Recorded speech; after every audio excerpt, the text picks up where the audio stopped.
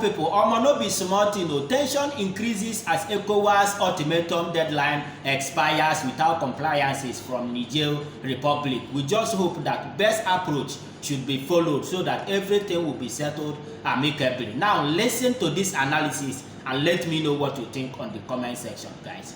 Many people are calling on Tinubu not to intervene in Niger's coup, but Tinubu seems to be hell-bent on intervening with military force in Niger, per his statement on the ECOWAS platform.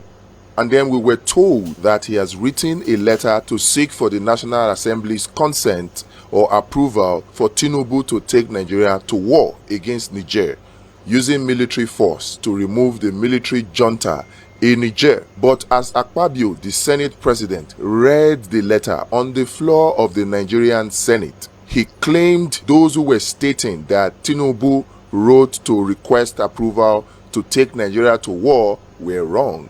And from the manner he said it, he said that Tinubu only wrote the Senate to support the ECOWAS position. You see, there is a gang-up already of the National Assembly and the executive against Nigeria, and it will seem that at every turn the National Assembly led by Akpabio is bent on defending Tinubu at all cost. The statement made by Akpabio is obviously wrong, because the approval or support of the Senate for the ECOWAS position actually means taking Nigeria to war. So it's just plain on English to deceive Nigerians. But the question Nigerians should be asking right now is this: should Tinubu take Nigeria to war? Is it in the interest of Nigeria for Tinubu to take Nigeria to war against a fellow West African country? What many people do not know is that the decision to take Nigeria to war against Niger Republic is not a decision that Tinubu is making himself. From our findings, it is a position of the IMF and the World Bank, which is pushed by an elite group of people who runs the military-industrial complex in the United States of America.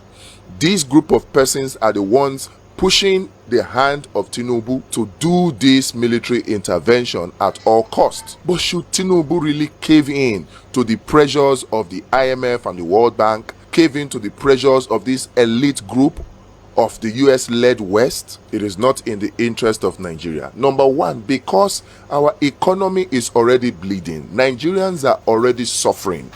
Taking Nigeria into war now will require that we are spending our money, which we don't have right now, to fund a war that will result into the destruction of lives and properties, and as well as our weapons and ammunitions, because we should not expect that Niger will just lie down and allow us to take or run them over.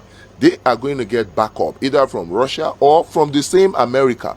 The Tinubu administration should not allow this elite group of people in the US-led West that are bent on world domination. They should not allow them to push Nigeria into war with a neighboring country. America will not do this with their neighbor. Why must Nigeria do it? Particularly because when the weapons, the small one that we have, get destroyed, it is America and Europe and China that we will run to buy these things. They will not give us weapons to replace our weapons free of charge. We will still use our hard-earned money to buy these weapons. That is double jeopardy. Double jeopardy. Add that on top of the suffering that Nigerians are already going through.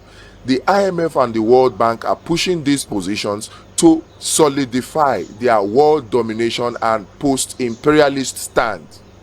We should not fall for it, because it will be dividing the ECOWAS sub-region. This is a game that the US has picked up from the British. It is a game of divide and conquer, and they are doing it very well. It's the same thing they are doing everywhere in the world, pushing India against Pakistan, pushing Israel against Palestine. Their stock in trade is divide and conquer. Tinubu should not allow Nigeria to be divided against her neighbors by the same divide and conquer tactics of the elite group of people in the US-led West. It shouldn't. It will not serve us well at all. The Senate recognizes the fact that President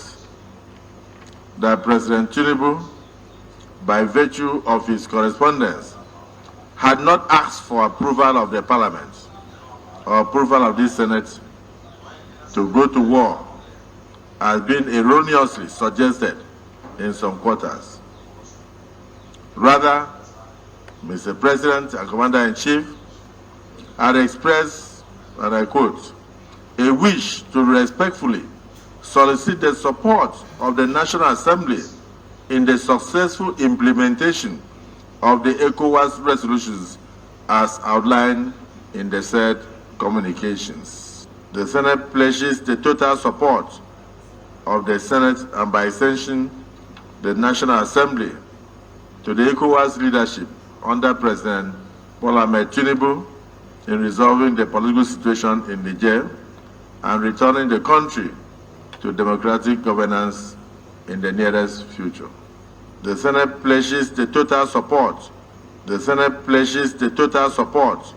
The Senate pledges the total support of the Senate and by extension the National Assembly to the ECOWAS leadership under President Bola Ahmed Tinubu in resolving the political situation in Niger and returning the country to democratic governance in the nearest future.